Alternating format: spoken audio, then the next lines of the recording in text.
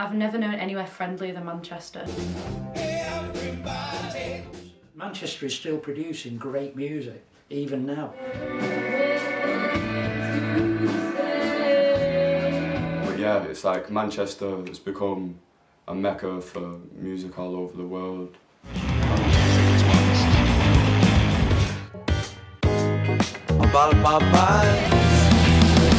You're a quick mover, I'm the shapeshifter. My name's Stuart Bunyan. I'm the wrong side of 60. I've been playing in bands since I was 13, on and off. I've had a few sabbaticals. Started as a guitarist. I'm now a bass player.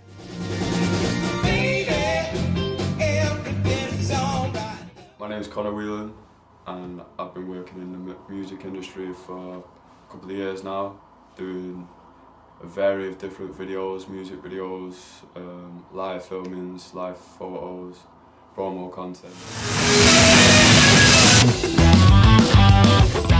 I'm Becky and I'm in an alternative rock band called Heroine.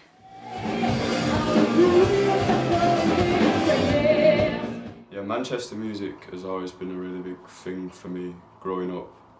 I come from quite a small little town, so being surrounded by all these kind of chavs listening to very different things, and then listening to the likes of like Joy Division and Oasis, the Stone Roses, Happy Mondays and stuff like that, it sort of gave me this like escape that there was a better place than this little crappy town that I was stuck in. I remember on the Saturday I got me paper round money, and a 45 was 6 shillings and 8 pence then. You could buy 3 for £1. And I got in this queue at the local record shop where everyone was queuing up to buy Please Please Me. And when I got to the front, there was just a big pile, and this woman gave it me. I said, I don't want that. I said, have you got Green Onions by Booker T and the MGs? She said, what, don't you want Please Please Me? I said, no, I want Green Onions by... So she went off in the back and kept, blew the dust off. That was my kind of first exposure to soul music, and that has been me ever since. I've sung since I was like, I'd say 11. My parents are really into, my mum's really into like 80s and my dad's really into like Genesis and Madness and Gorillaz. So I think I just had a family that seemed to like music, and then I wasn't very good at anything else. I was just like, this is just what I'm going to do apparently. And then when the band that is still going now, Rumble Fat Band, was formed in 1968, I mean, 3 of us actually all work for, well, it was Post Office Telephones now, BT now. We all worked in the same building, and we'd be getting, quite often, a lot of weekends, we'd be getting picked up on Friday night, 4 o'clock, from outside Dial House in Manchester, and we'd be getting dropped off on Monday morning. We'd never been home. And I went to uni and I found 4 other people that were also just like, oh, I just like playing my instrument. It was like, oh, we're going to write together then. This is just how it is. I think we said we're like a group of outcasts or like losers. We can't get anybody else to play. I went to study in Manchester doing filmmaking.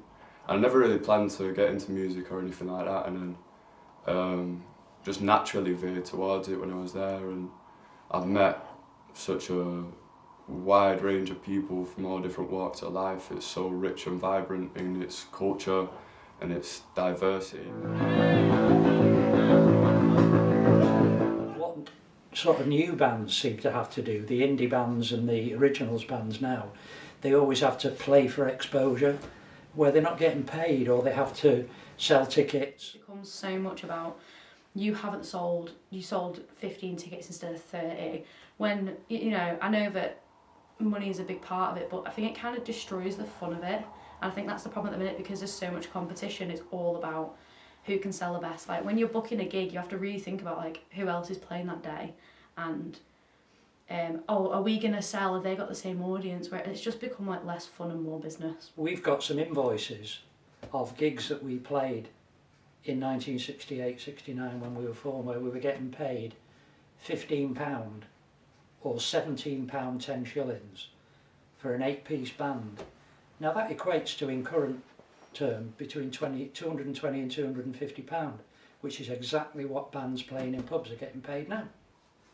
But there's a lot of competition out there as well. If you want to be a new band and you're not sort of bringing something different to the table, like, because at the end of the day we're about innovation as well as kind of like celebrating the past. But if you look at the past, like we invented the first computer, we split the atom, do you know what I mean? Like, and we did the same with music, we paved the way for a lot of things. It doesn't matter if you play like Americana or hip hop or rock or like weird fusion stuff, like you are just welcome everywhere. Like it's insane. Like you could literally go like to the Castle Hotel and you could hear like, I have actually heard a metalcore band, and then go across to Gulliver's and you hear like an acoustic songwriter, and it's just so weird. Like I'd say that's the best way to, and like busy, always busy. You can physically hear music everywhere in the city basically. I was born in Manchester, I was born in Witherspoon Hospital, and I'm very, very proud to be a Mancunian, very, very proud to be a Mancunian.